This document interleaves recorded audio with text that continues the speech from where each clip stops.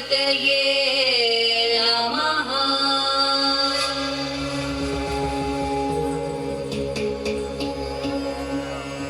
विकटोत्कटसुन्दरदन्तिमुखं भुजगेन्द्रसुसर्पगदाभरणं गजनील गजेन्द्र गणाधिपतिं प्रणतोऽस्मि विनायकहस्तिमुखम्।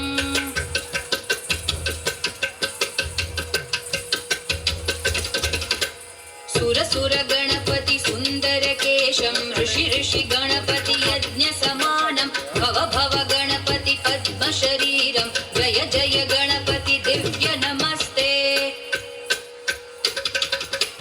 गजमुखवक्त्रं गिरिजापुत्रं गणगुणमित्रं गणपतिमीशप्रियं गणपतिमीशप्रियं गणपतिमीशप्रियम्।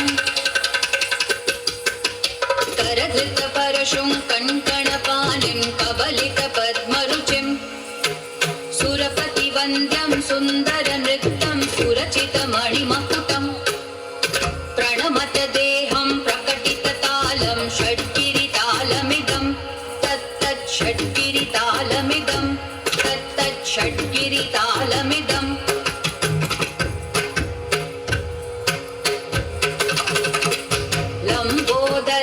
कुञ्जासुरकृतकुङ्कुमवर्णधरं श्वेतसशृङ्गं मोदकहस्तं प्रीतिसपनसफलं नयनत्रयवरनागविभूषितनाना गणपतिदं तत्तत् नयनत्रयवरनागविभूषितनाना गणपतिदं तत्तत् नाना गणपतिदं तत्तत् नाना गणपतिदं।